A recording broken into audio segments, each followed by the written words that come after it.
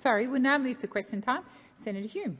Thank you, Madam President. My question is to the Minister representing the Treasurer, Senator Gallagher.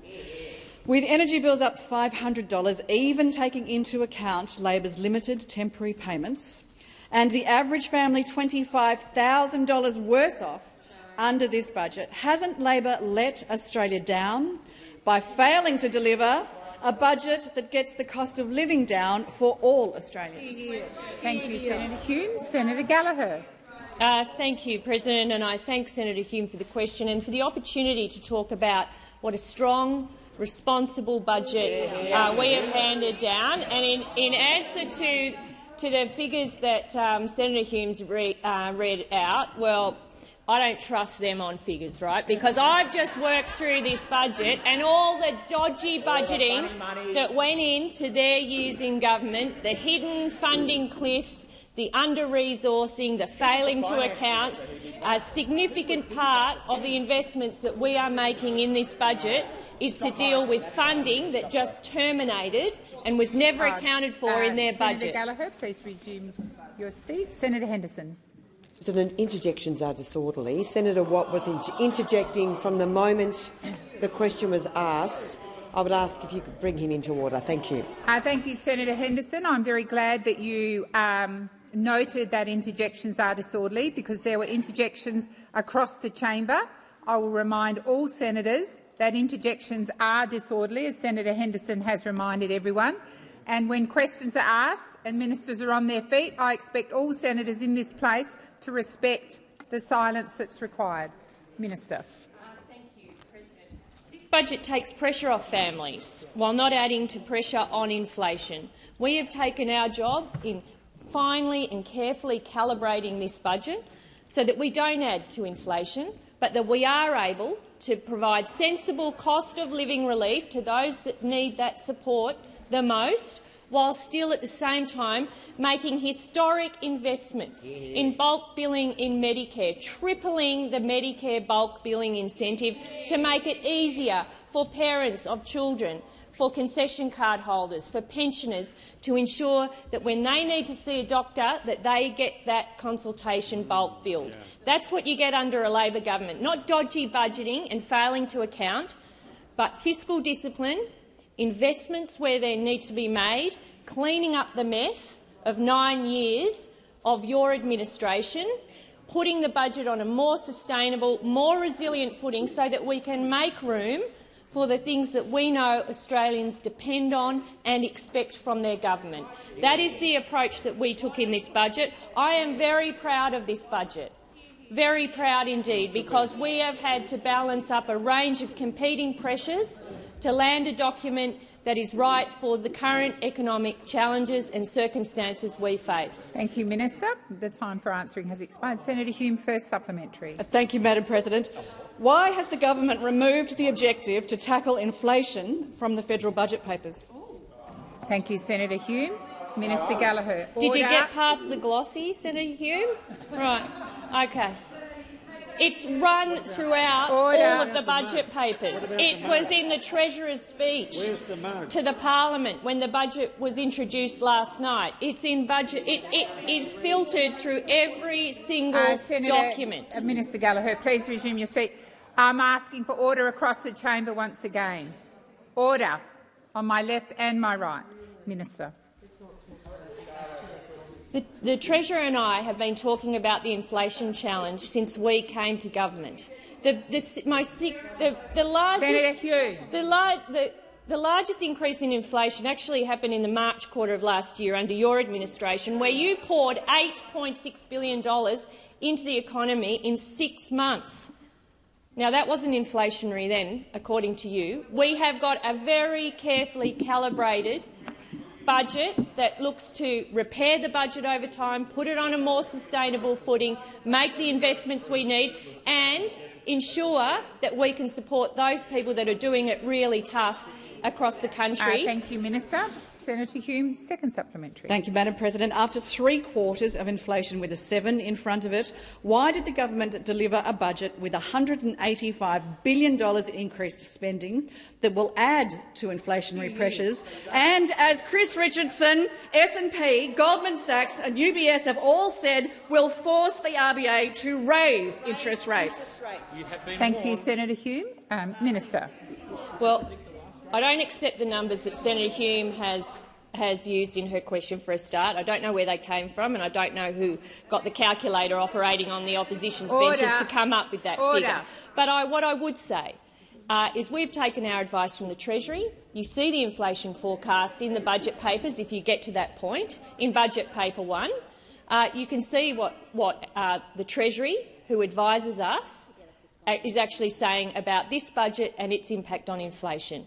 6% in the 22-23 year, declining to 3.25% next year and declining back into the target range in the year after that. Let's go with what the budget books say, hey? Order. And in terms of economists, yes, you will get a range of views from economists. I just sat next to one at a lunch where they said their view was the budget was neutral. The budget was neutral, and in fact that's what a lot of the major banks are saying. At worst case, it's neutral. So I think there will be opinions, but we are very confident with what we are doing. Has expired. Senator Payman. Order. Senator Payman, please resume your seat. Order on my left. Senator Payman. Thank you, President. My question is to the Minister for Finance, Senator Gallagher.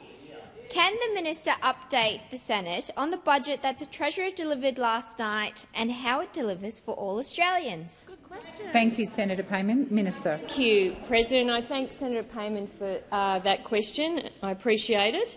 The budget the Treasurer delivered last night does many things. It responded to the immediate challenges and set Australia up for the future, as well as forecasting a surplus and providing relief for the most vulnerable. Helping the vulnerable and delivering a forecasted surplus aren't really experiences familiar to the coalition, are they? They never managed it during their 9 whole years in government. They got the mugs printed, but they didn't actually deliver it. And we remember all the photos. We remember all the photos. 9 years of financial mismanagement, 9 years of bad budgeting, gaps in the budget, fiscal cliffs, booby traps that have taken us 2 budgets to uncover. We've inherited it all, and we've dug the budget out of that hole in order to deliver a forecasted surplus. We've cleaned up the mess left behind. We've managed to deliver for Australians, particularly those who need it the most, and those that had been left behind under the former government. The budget builds stronger foundations for a better future by delivering cost-of-living relief that doesn't drive up inflation, a historic $5.7 billion investment to strengthen Medicare, investing in a strong and more secure economy through significant investments in renewable energy, skills and to modernise and grow Australia's industrial capabilities, and of course broadening opportunity, President, including advancing women's economic opportunity. We don't see women as an add-on, as something that you look at once you've finalised the budget. Women have been front and central of our decision-making, and we are absolutely determined to ensure we seize the economic opportunities that come from a country that treats women equally. Thank you, Minister. Senator Payman, first supplementary. Thank you, Minister. Can the minister outline how the government's responsible economic management allows it to make significant investments in Medicare to benefit all Australians? Minister. Thank you, President. I can, Senator Payman. Thank you very much for the question. And I think this has been a very key part of this budget, is how, with the upgrades to revenue, how much we have put back to budget repair. 87% over the last 2 budgets in revenue upgrades to the budget, compared to about 40% under the previous administration. This shows how serious we are around fiscal repair, about ensuring that we don't have to avoiding borrowing hundreds of billions of dollars in debt and then paying the interest on that debt.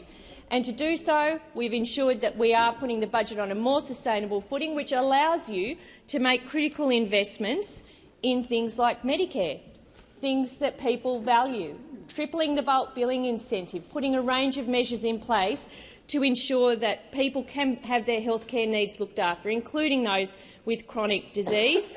In terms of the bulk billing incentive, 11.6 million Australians will benefit from that measure alone. Expired. Senator Payman, second supplementary. Thank God the adults are back in charge. Can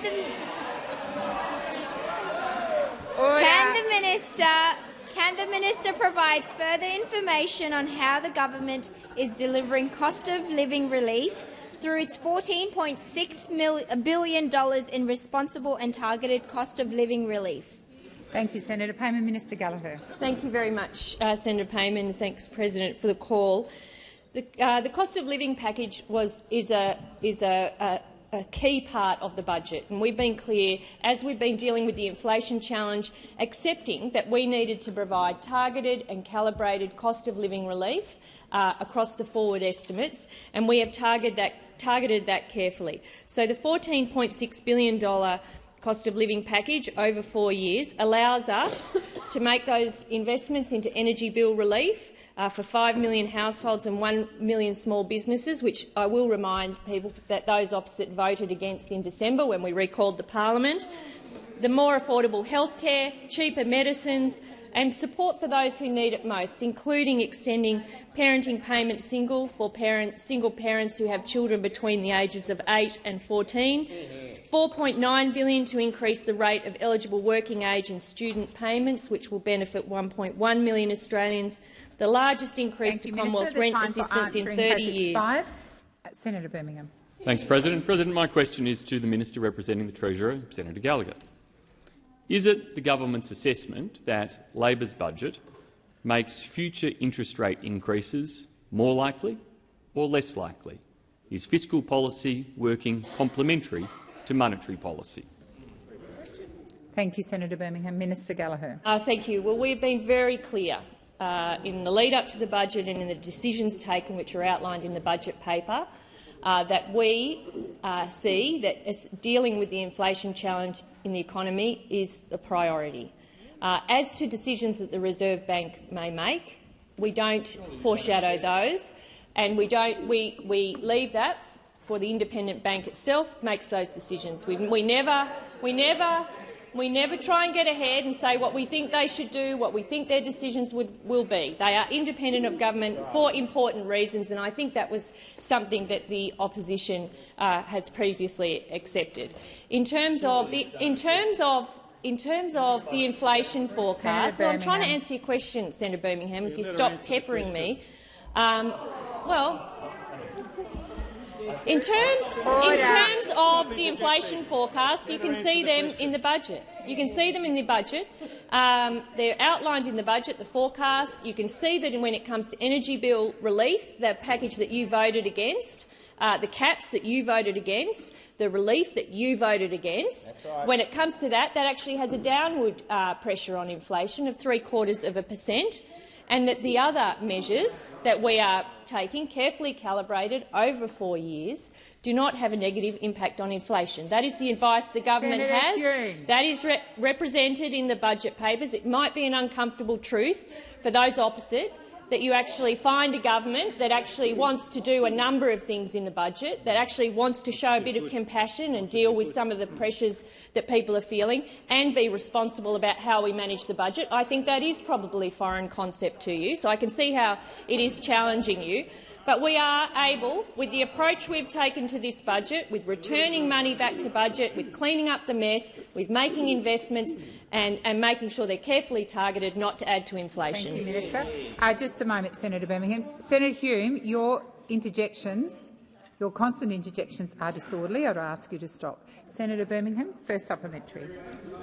Thanks, President. Minister, contrary to your claims, the Financial Review has reported that, quote, extra spending is not offset by meaningful cuts to neutralise the fiscal pulse. Economist Chris Richardson said of the budget, "I had thought the Reserve Bank was done and dusted, but this has notably raised the chance that they will do another swing of the baseball bat." Given that the minister is unable to say that future interest rate increases are less likely as a result of Labor's budget, aren't you acknowledging that the Albanese government's fiscal policy settings do not put downward pressure on interest rates? Thank you, Senator Birmingham. Minister Gallagher. President, it is sort of amusing to me that Senator Birmingham is able to ask that question with a straight face, to be honest, after the work that I've done having to clean up the mess of the previous administration, including finding $40 billion in savings. $40 billion in savings in 2 budgets. And what happened in your last budget? Please resume your seat. Order on my left. Senator Payne, I've just called the chamber to order. Minister. $40 billion in savings that we have identified in just 2 budgets, less than a year, when in the March budget, zero. Minister, please resume your seat. Senator Hume. Thank you. A point of order. The minister is misleading the Senate. Offsets and saves are very different things. Are they saves or are they offsets? Are they saves or are they offsets? Senator Hume, that is a debating point. Minister Gallagher. $40 billion in savings, zero in the March budget. Zero. You poured cash in a pre-election cash splash and zero savings. And part of the spending that we are doing in this financial year is to keep the lights on the agencies and services that you were going to flick off. That is $11.5 billion that we've had to make room for, find, unexpected, didn't know it was going to happen, in order to keep services going. That's the legacy of your government. The time for answering has expired. Senator Birmingham, second supplementary. Thanks, President. I refer the minister to the remarks of BetterShare's chief economist, who said the spending in this budget is, quote, unambiguously expansionary and risks 1, if not 2, additional interest rate increases. Or Goldman Sachs, who say the budget has created a hawkish outlook for monetary policy, risking more interest rate rises. Or UBS, who say the budget shows an increasing risk of further rate hikes. Are all of these experts wrong about the Albanese government's budget when they say it will put more pressure on the Reserve Bank to keep interest rates higher for longer?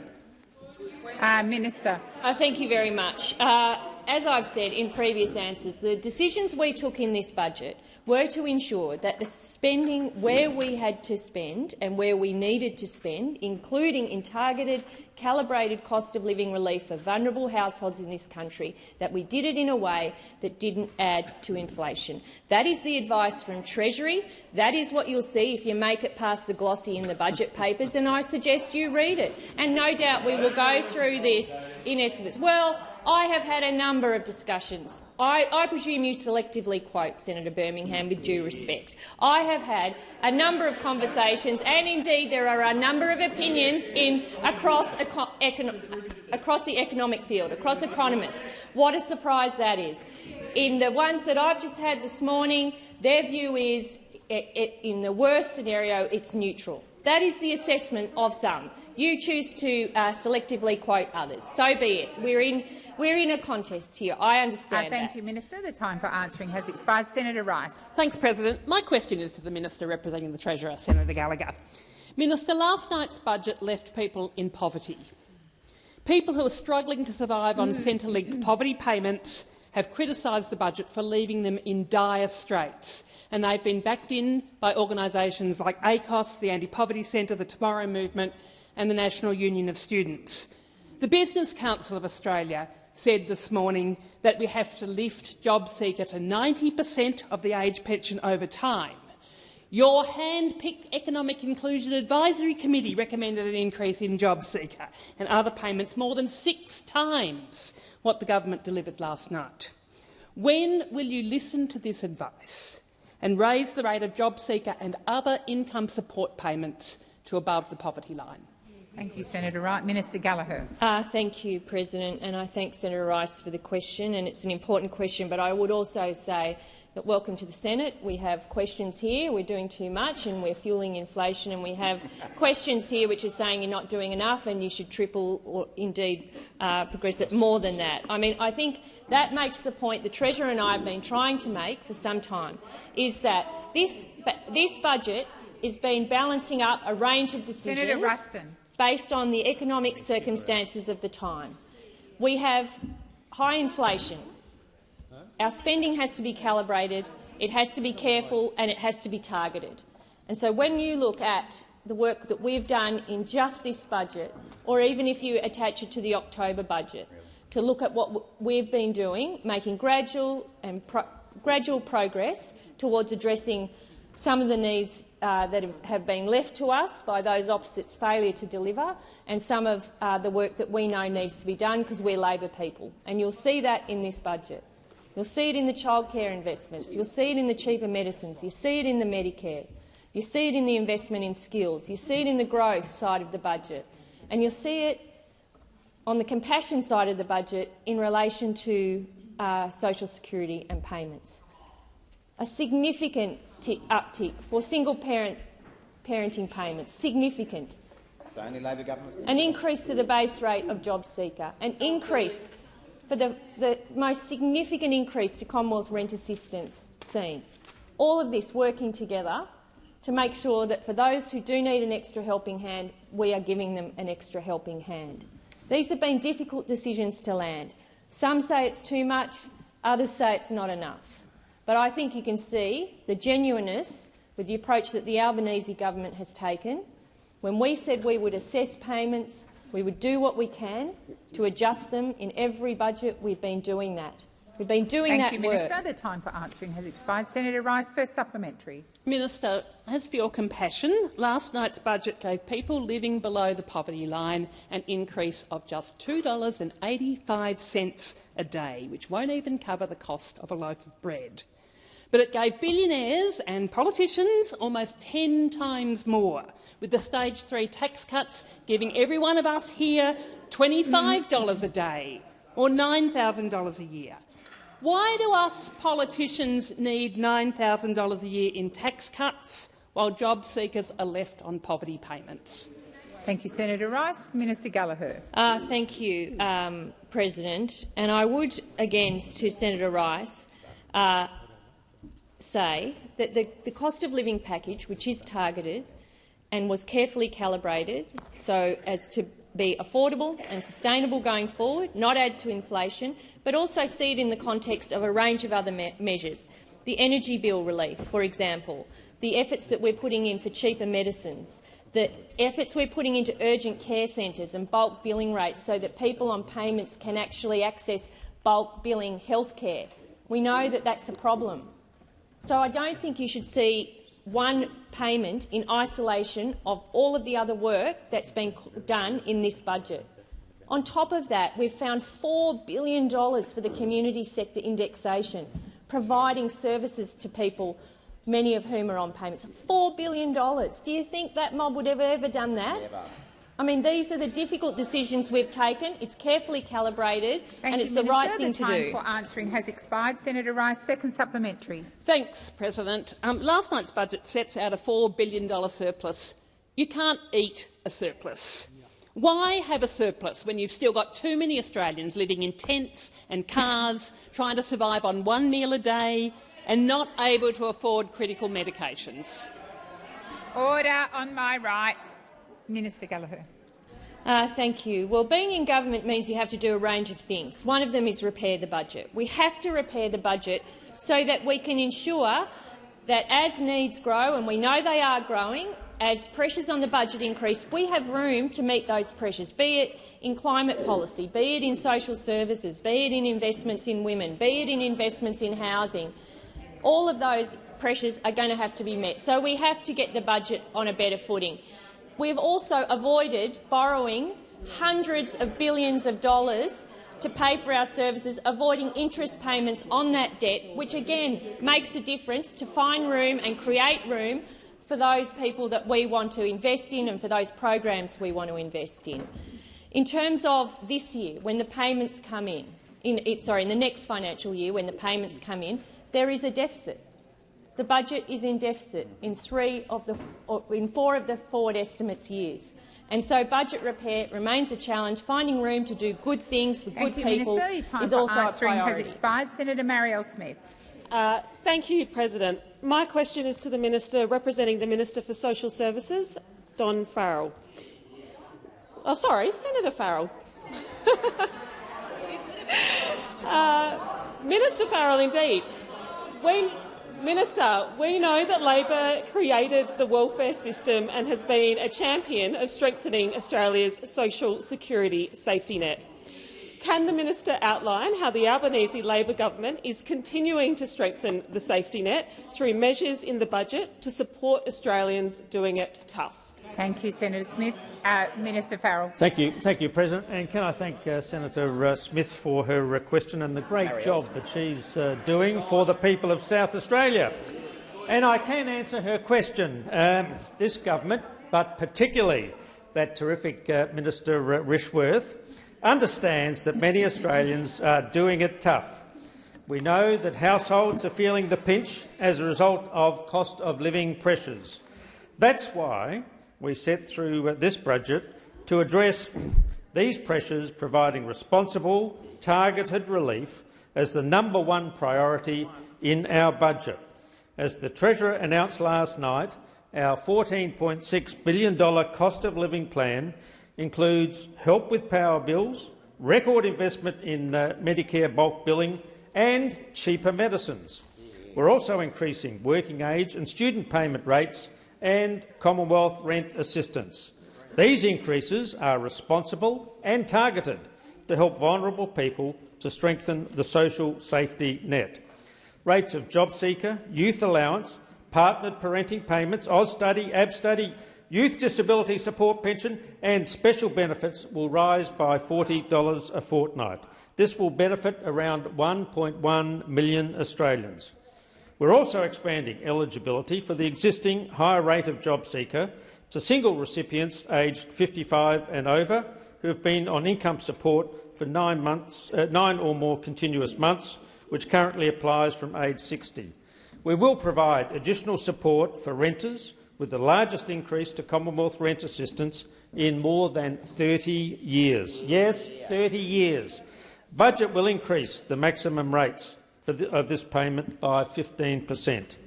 Combined, these changes provide additional support to around 2 million people. They provide responsible, balanced support to those who need it most. Thank you, Minister Farrell. The time for answering has expired. Senator Smith, first supplementary. Thank you, Minister, and please feel free to call me Marielle. We know, Minister, that single parents in our community are doing it really tough. They're doing one of the most challenging but rewarding jobs all on their own, raising their children. How is the Albanese Labor government showing our support for single parents and older Australians by strengthening Australia's social security safety net? Thank you, Senator Smith. Minister Farrell. Thank you, President, and thank you, Senator Smith, for your first supplementary question. And I can answer that question because single parents are the family type most likely to experience financial hardship. It can be tough for these parents, who are overwhelmingly women, to balance caring responsibility and full-time work, studying or looking for work. This doesn't end when the child turns 8. With the government's changes announced in the budget, which expand eligibility for single parenting payments to parents with the youngest child under 14, more than 57,000 single parents will be better off by at least $176.90 per fortnight. Similarly, we know that older Australians face barriers when they are looking for work. Our changes expand access to existing higher rates of JobSeeker for those on payments of 9 months or more, or those over 55. This acknowledges their circumstances and provides greater financial support while they look for work. Senator Smith, second supplementary. Minister, how will young people benefit through the strengthening of Australia's social security safety net? Minister Farrell. Thank you, President, and thank you, Senator Smith, for that second supplementary question. And I know this is a group of people you have very deep interest in, and our government understands the unique challenge that young Australians are facing, and we want to ensure that young people are set up to succeed. Students and young people will benefit from Labor's changes to payment rates, with 318,000 young people on income support, including those on youth allowance, receiving an additional $40 per fortnight. Many students and young people will also benefit from the government's increases to Commonwealth rent assistance. For those who already receive the maximum amount, their payment will increase by 15%, and this is a vast majority of students and young people who receive rent assistance. For example, a 20-year-old student on youth allowance who rents with flatmates and receives the maximum rate can receive more than an additional $55 per fortnight. Thank you, Minister Farrell. Senator Hanson. Thank you very much, Madam President. My question is to the Minister representing the Minister for Social Services, Senator Farrell. Does the Albanese Labor government acknowledge the fact that many Australian men are victims of domestic and family violence? Minister Farrell. Yes. Senator Hanson, first supplementary. What actual physical, financial or legal support is the Albanese Labor government providing to men who are victims of domestic and family violence? Thank you, Senator Hanson. Minister Farrell. Thank you, President, and thank Senator Hanson for her question. Well, the government takes the issue of domestic violence extremely seriously, and of course, as part of all of the things that this government is doing in the social security space, we're ensuring that the issue of domestic violence is front of mind, and one of those issues which ensures that as a government we seek to address this issue.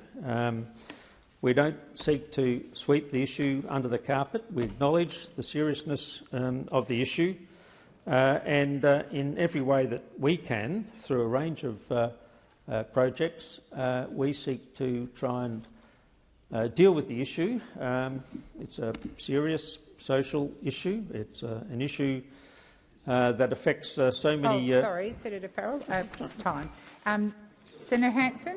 Second supplementary. Didn't ask the question, maybe you could answer this one. Statistics show that while a woman dies every 6 days due to domestic homicide in Australia, a man dies every 8 days due to domestic homicide, with the main perpetrators being women. This week's budget includes an additional $326.7 million for women's safety, but none for men. Why is the Albanese Labor government not providing support and funding to adult male victims of domestic and family violence when men make up 25% of all domestic violence victims? Thank you, Senator Hanson. Minister Farrell. Thank you, President, and thank Senator Hanson. I thought I answered your first question very, very directly. I don't know if I could have answered it any more directly than I did.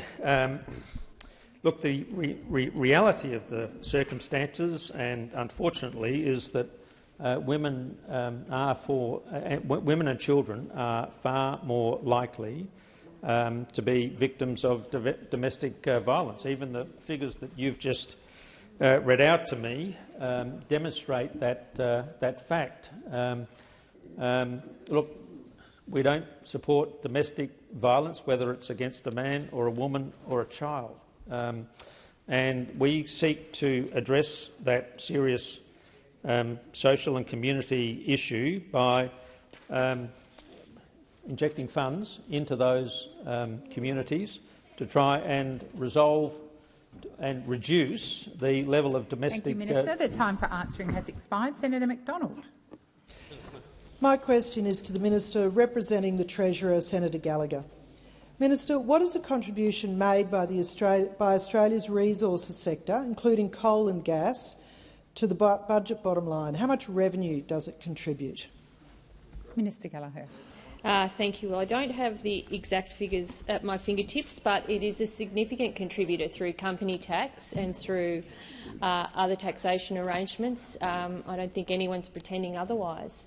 And in terms of the revenue upgrades that we've seen, and the very welcome revenue upgrades that we've seen to the budget, of which 87% across the last two budgets have been returned for budget repair, of that, about 20% is related to the strong prices that we're getting for commodities.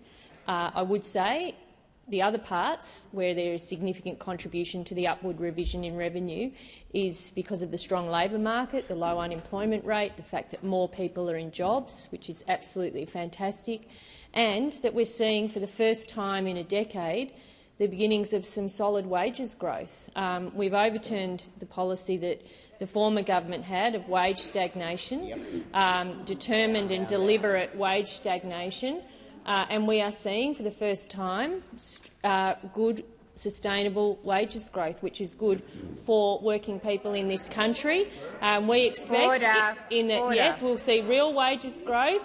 We'll see real wages growth, as foreshadowed in the budget paper, and that is contributing to the revenue upgrades. Please resume your seat. Order on my left. You have one of your senators on her feet. Senator McDonald. Just on relevance, perhaps the minister could take my question on notice if she doesn't have the answer. Thank you, Senator McDonald. Minister Gallagher. Well, I said that I didn't have the number for him. More than happy to find the exact number of how we break down the receipts from company tax, essentially, is what you're asking me to do, to break it down into a subset of a particular industry. I'm happy to do that and come back to the chamber. The point I'm making, though, is that whilst that is a contributor to the revenue improvements that we're seeing in the budget, and we welcome that there are other factors at play here. One is the fact that we are strongly handling the economy, and that we've got low unemployment and strong wages growth, which is also relevant to the budget bottom line. The time for answering has expired. Are you on your feet for first supplementary? Thank you. Minister, to what extent is the government relying on the continued success of Australia's resource sector, including coal and gas, to fund the additional spending in the budget? How much revenue do you assess is being generated by iron ore, by coal, by gas and by other parts of the mining sector? Thank you, Senator McDonald. Minister. Well, it certainly makes a significant contribution to receipts, but I don't think anyone has ever said otherwise. I don't think anyone has ever said otherwise. I mean, it was the same under the former government as it is under us. We've outlined some proposed changes around PRRT going forward, but we haven't changed any of the revenue arrangements that operated under the former government in relation to taxation of those companies that you talk about. And I hope that with PRRT that we would have your support for those changes when they come through this. Thank you, Minister. Senator Davey. McDonald, sorry. That's right. Again, on relevance, if you don't have the answer here in the chamber, could I ask that you bring the specifics back, please? Senator McDonald, the minister is being relevant. Thank you. Minister Gallagher. Not a point of order, exactly. And I hope that when we bring the sensible and modest changes to PRRT that we've worked on together with the companies, with the relevant companies, that we would have the support of the opposition in making sure that those changes get through. Senator McDonald. Thank you. Relevance. The specifics to my question, please. Will the minister bring them back to the chamber? Senator McDonald, you were on your feet a few minutes beforehand, and I said I believe the minister was being relevant to the question. I believe the minister is still being relevant, and I'll listen carefully to the remainder of her answer. Minister Gallagher. The senator asked what contribution those companies make. I said it was significant. I've answered the question. Senator McDonald, second supplementary. Minister, will you thank coal and gas communities in regional Australia whose success is providing over 1 million direct and indirect jobs, billions in taxes and royalties, and propping up Australia's economy? Will your government commit to supporting these industries rather than penalising them? Thank you, Senator McDonald. Minister Gallagher. Well, I'm not trying to be negative, but we don't usually go around thanking people for abiding by the law. The budget relies on a whole range of revenue measures. The whole range of revenue measures. Across the board, I am very happy to thank across the board every part of the economy that contributes to generating revenue that allows us to provide the services that we need to the Australian people. Very Minister happy Gallagher, to do that. please resume your seat. Order. Minister, please continue. Well, I think I've answered the question. In terms of all the revenue that comes to the budget, I am deeply thankful as the Finance Minister. I can tell you, if we didn't have that revenue, then we would be in a very difficult position about Minister ensuring Gallagher, we're funding please services. resume your seat. Senator McDonald. Just on relevance, I'm wondering if you can say coal and gas. Senator McDonald, that's not the minister. Order on my order. Senator Watt. Senator Watt. Senator Watt, I am addressing a point of order. The minister is being relevant. Senator McDonald, Minister, please continue. Pleaded my answer, and I know the game Senator McDonald's trying to play and being divisive because it's a common tactic. I've already acknowledged the significant contribution that those industries play in generating revenue for the budget. I have done that, Senator McDonald. I hope it makes you happy. Thank you, Minister. Senator Thorpe. Thank you, President. My question is to the Minister representing the Attorney-General, Senator Watt. We are in a black deaths in custody crisis in this country. The Royal Commission into Aboriginal Deaths in Custody recommendations clearly outline the importance of Aboriginal legal services and the need for adequate funding for those as per recommendations 226G and 234. Instead, First Nations legal services are breaking under the demand they face, and some have had to shut down to cut their services due to underfunding. My question is, why aren't you funding Aboriginal legal services?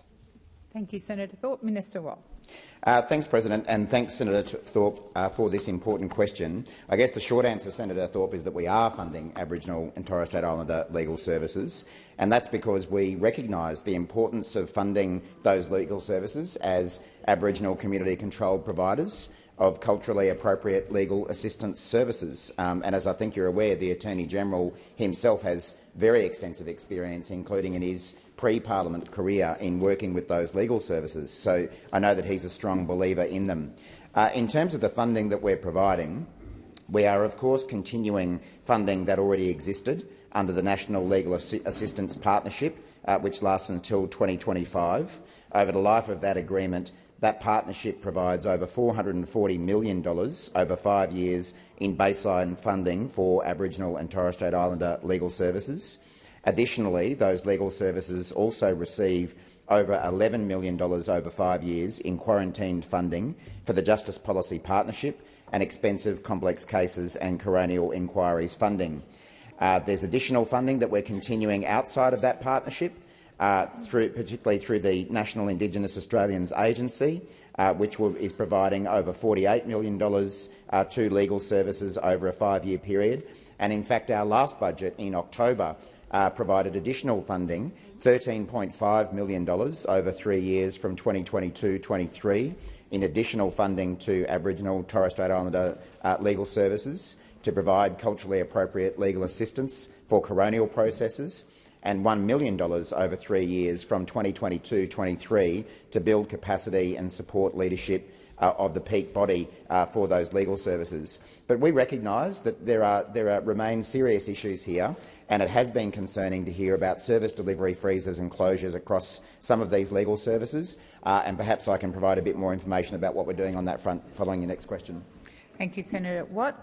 Senator Thorpe. Thank you, President. Thank you for your response, Minister. The government claims to be closing the gap, but incarceration rates are going up. Without legal support, it is certain many more of our people will be locked up. Why does your government want to lock more of our people up, which will inevitably lead to more deaths in custody? Thank you, Senator Thorpe. Minister Watt. Thanks, Senator Thorpe. And I think that is an unfair suggestion to make of the government, a government that is deeply committed to reducing Indigenous incarceration and deeply committed to closing the gap, including making sure that we have a voice to Parliament to allow and provide First Nations people with an opportunity to provide their views to this Parliament about these matters.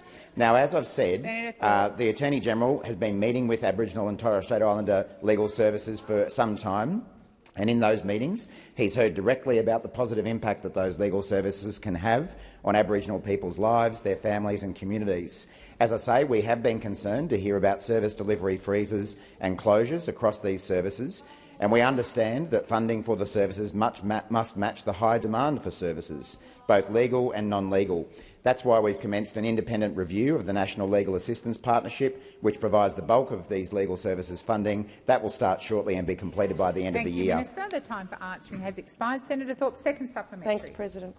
The budget contains some funding for family violence prevention services for First Nations survivors of family, domestic and sexual violence. Minister, how much of this funding will actually go to Aboriginal legal services? Thank you, and Senator. I did give you the heads up on this one. Thank you, Senator Thorpe. Minister Watt. Thank you, Senator Thorpe. I wasn't going to reveal that you'd given us the heads up, but thank you for doing so. I appreciate the opportunity to provide you with a decent answer, and I invite the opposition to give us a heads up about any questions as well, so that we can provide you with full and frank advice as well. Look, these are serious issues, obviously, Senator Thorpe, and as I was saying, on the legal services matter, a review of the funding arrangements will start shortly and be completed by the end of the year. That will include an assessment of unmet legal need and demand for disadvantaged groups across regional, rural and remote Australia, and I have no doubt that it will look at some of the issues that you've been raising, including in relation to family and domestic violence. The review will also specifically look at options for alternative funding arrangements for these legal services. The Attorney-General's Department is working closely with states and territories to support the continued provision of frontline services to First Nations people, and I know the Attorney-General is personally committed to this. Resume your seat. Senator Thorpe. President, the question was how much of the family violence money goes to Aboriginal legal services. That was announced last night. So how much of that is going to Aboriginal legal services? Thank you, Senator Thorpe. I'll direct the minister to that part of your question. Minister. I'm happy to come back on notice with the specific answer to that question, but the family violence prevention legal services in the Northern Territory also provide an important role, and we want to make sure that they're adequately funded. The time for answering has expired. Senator Ciccone. Thank you very much, President. I'm really excited to be asking my question today. Really excited. And I'm excited because I'm the first senator to ask the Minister for Agriculture about a question on Australia's agriculture industry. Minister, I've learned that Australia has never had sustainable and predictable biosecurity funding. And last night's budget marked a historic moment for Australia's agriculture industry, with the Albanese government delivering— Senator Ciccone, please resume your seat. Order on my left. I can barely hear the question. Senator Ciccone, please continue. That's all right, President. Thank you. The excitement, I can't hold myself. But as I was saying, last night the Albanese Labor government marked a historic moment. It was the first time that the government is investing in our agriculture industry, delivering sustainable funding for biosecurity. So, Minister, could you please explain to the Senate how the budget delivers on the government's election commitment to provide sustainable long-term funding to biosecurity to protect our $90 billion agriculture, fisheries and forestry industries? Thank you, Senator Ciccone. Minister Watt. Well, Senator Ciccone, the only thing that I think tops the level of excitement you've got in asking that question is my excitement in answering this question. And it is good to get a question from a senator about agriculture. It would appear the National Party have completely vacated the field. Well, this morning a new era dawned for Australian agriculture. For the first time ever, Australia has a sustainable biosecurity funding model. This will be a lasting Labor legacy of the Albanese government in the agriculture, fisheries and forestry portfolio, something that not one, not two, not three or recycled agriculture ministers from the National Party was ever able to achieve. The Albanese government is locking in higher, ongoing and more predictable biosecurity funding from year to year. Order. We have drawn a line under years of stopgap temporary funding from coalition governments that put our agriculture industry at risk. This decision of the Albanese government in last night's budget will result in more than $1 billion of additional funding for biosecurity, including $845 million to support biosecurity operations across the country, protecting our valuable agricultural industries. And isn't it good that at last we've got a Labor government standing up for our agriculture sector and biosecurity rather than the mess we inherited from the other side? Now, and how will we pay for this? This is a good question. Importers will contribute about 48% of the total cost through their clearance costs, with increased fees and charges expected to take their total contribution to biosecurity costs to almost $390 million from next year. And this includes expanded cost recovery to include the biosecurity clearance costs of parcels and non-letter mail. Now, we know that the other side didn't want to pass on the cost of these services to industry, and that's why they were on the verge of bankrupting the Department of Agriculture and Wilty until we took charge. Taxpayers will contribute about 44% of the total funding, about $350 million, and we'll also introduce a modest new biosecurity protection levy on agricultural producers, which will see them contribute 6%. Minister, the time for answering has expired. Senator Ciccone, first supplementary. Thank you very much, President. Minister, thank you very much for that answer. As we know, sadly, that this government had to fund the department, otherwise it would have been defunded. But could you please explain to the Senate why is it important that all beneficiaries of a strong biosecurity system need to contribute to funding the certainty for that system in order to make sure that our farmers have certainty in the long term? Minister Watt. Thank you, Senator Ciccone. I'd be delighted to do so. Now, as I say, biosecurity is a shared responsibility, and what that means under our new funding system is that importers will contribute about 48% of the total cost of biosecurity. Taxpayers will contribute about 44%, with producers being asked to pay a modest 6% of the cost of biosecurity protections that will stop them from having devastating diseases that will destroy their crops and destroy their livelihoods. Now, as we know, we are not the only people who think that biosecurity is a shared responsibility, and I note that this view attracted support in the consultation process we undertook last year. The Cattle Council of Australia, as it was known at the time, said that biosecurity is a shared responsibility, and for our biosecurity measures to be most effective, all parties must contribute. In fact, the National Farmers Federation said that biosecurity is a shared responsibility, and as such, all biosecurity beneficiaries, including the community, the economy at large, the agricultural sector and the environment, should invest in biosecurity activities. We will finally have sustainable biosecurity funding. Senator Ciccone, second supplementary. Thank you, President. It is great. Thank you, Senator Sterle. The Australian community and farmers benefit so much from our favourable biosecurity status. Minister, what are the benefits for our agriculture, fisheries and forestry industries of a sustainable funding model? Minister Watt.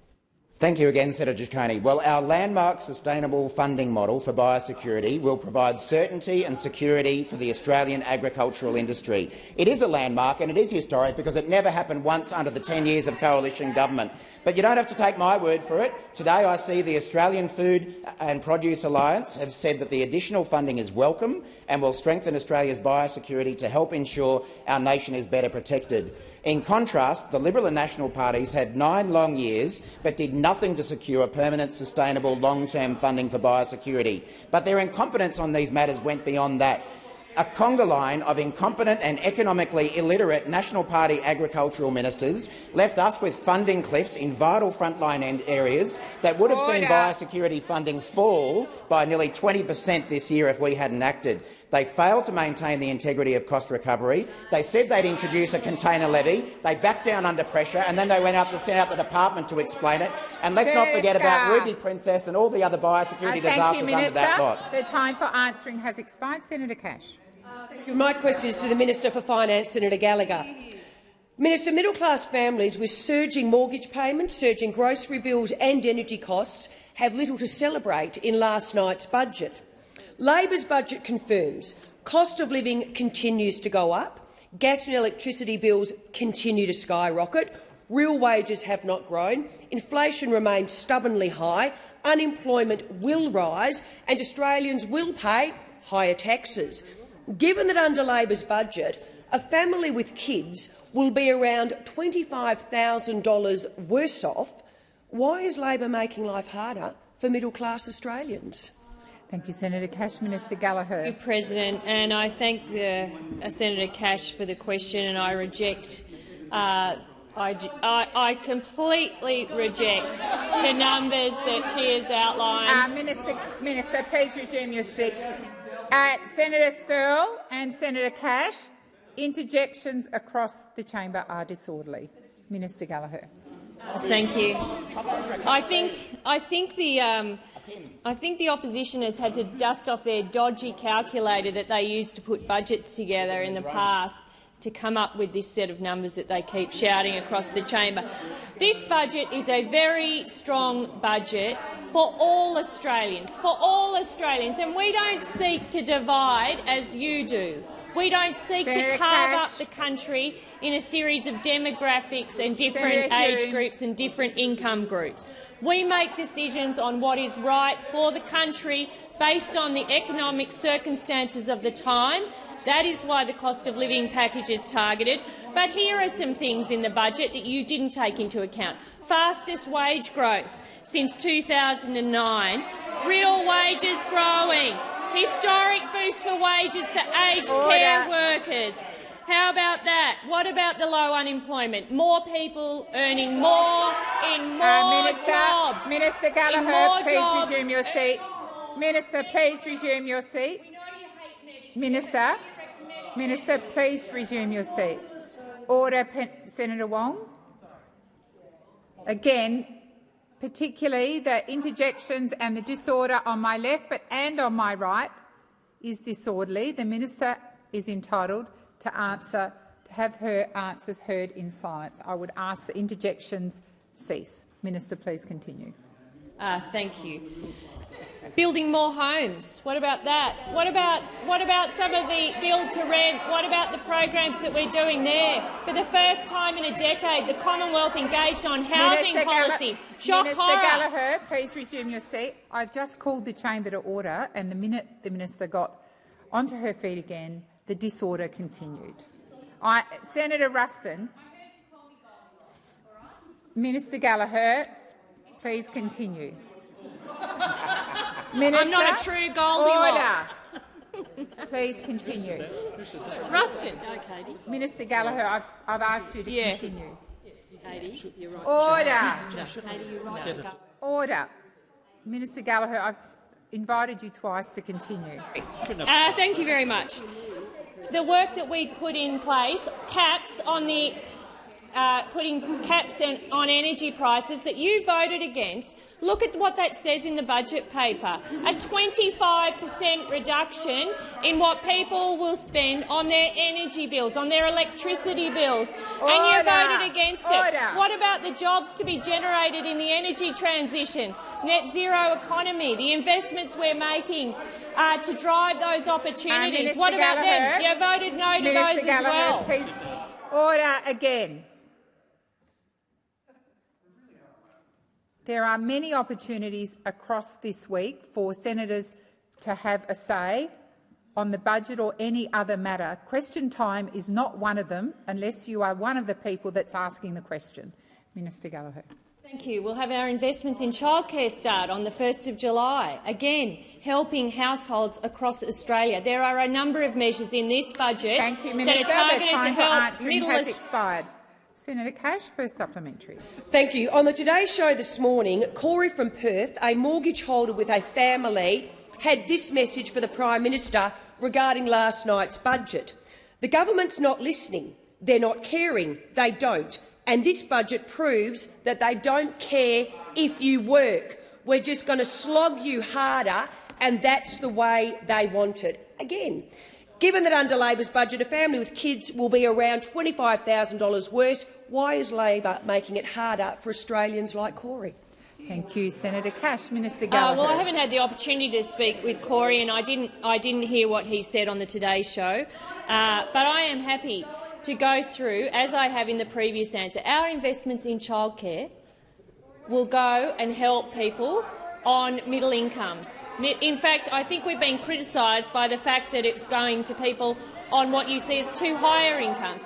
Our investments in TAFE, our investments in the net zero economy, all of those driving jobs, putting the budget on a more sustainable footing, borrowing less debt, paying less. Minister, please resume your seat.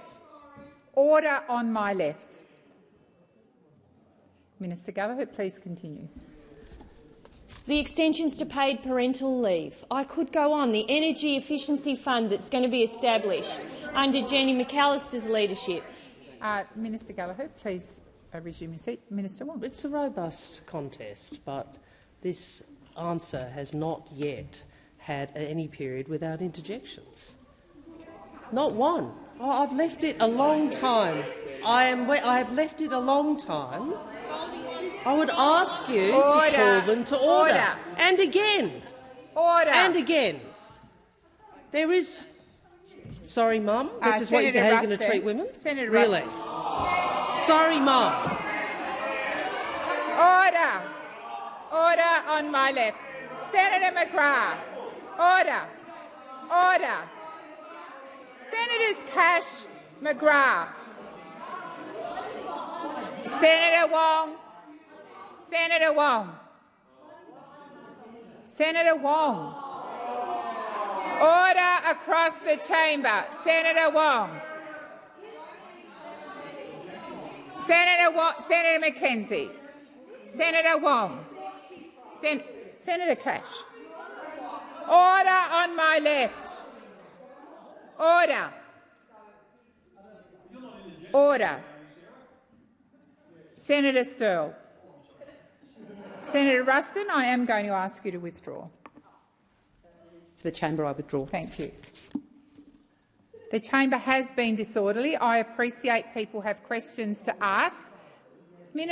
Senator Wong, but when a question is asked, we're all entitled to hear the answer.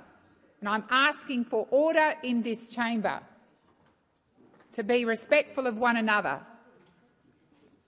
Minister Gallagher. Thank you. So, President, on wages growth, on jobs growth, on the budget repair strategy that we've put in place to ensure that we're borrowing less money and paying less interest on that debt is all part of the approach that we've taken to this budget. That benefits all Australians. The tripling the bulk billing rate benefits all Australians, making sure the investments in Medicare work for everybody. Senator Cash, second supplementary. Sydney Radio this morning, another working Australian had this message regarding Labor's budget. So once again, the workers who carry this country get screwed over. My wages have been going in one direction, backwards. Jim Chalmers has no clue of the day-to-day reality. We're under the pump, we work, we pay full taxes and we get nothing. Senator again. Wong, order. Just a moment, Senator Birmingham. I will come back to you. I want to deal with other things first. Senator McKenzie, you were out of order. Senator Birmingham. President, a point of order in relation to interjections. You just had Senator Wong, in answer to the previous question or during the previous answer, provide a commentary of concern about continuous interjections. We've seen nothing but continuous interjections during the bulk of the 23 seconds that Senator Cash has been attempting to ask this question, coming directly from Senator Wong. Senator Birmingham. Order. I am more than willing to pull up individual senators for their behaviour, and you would have heard that I did call Senator Wong to order before you stood. I appreciate your point of order, but I would reiterate that there have been many interjections today, many points of disorder. Senator Wong. Senator Wong. That I would reiterate there have been many interjections today from a range of senators. I take the point on Senator Wong. I called Senator Wong to order. I would expect, when Senator Cash finishes her question, that all senators in this place will listen to the answer in respectful silence. Senator Cash, I'm going to ask you to start your question again, and I don't want to hear any interjections. Senator Cash. On Sydney Radio this morning, another working Australian had this message regarding Labor's budget. So once again, the workers who carry this country get screwed over. My wages have been going in one direction, backwards. Jim Chalmers has no clue of the day-to-day reality. We're under the pump, we work, we pay full taxes and get nothing. Again, why is Labor making life harder for middle-class Australians? Thank you, Senator Cash. Minister Gallagher. Well, I don't accept that question at all. I don't accept it, and I think if people see the budget in its entirety, Senator Gallagher, please resume your question. Please why won't resume you let your Goldilocks answer? I have just asked the Senate to listen in respectful silence. Senator Cash was able to ask her question in respectful silence. I'm now asking all of you in here to listen to the answer, whether you agree with it or not, to listen to it in respectful silence. Minister, please continue. Thank you. Senator Cash's question included a reference to the young man's wages and how he'd been feeling the pinch on wages. We agree. That's why the industrial relations changes we put through this parliament, more jobs, better pay. You opposed it. You opposed it. You opposed improvements to the industrial relations system that would allow workers to get a better crack at wage opportunities through the bargaining system. You've opposed our position on arguing for wages growth on the minimum wage through our minimum wage cases. You didn't make the commitment to fund the aged care workers' wage claim, 15% in this budget, found room for it, on top of all the other things we had to do. We're absolutely determined to get wages moving, and this budget shows that we will have real wages growth faster than had previously been expected. Senator Wong. Thank you, President. I ask that further questions be placed on notice.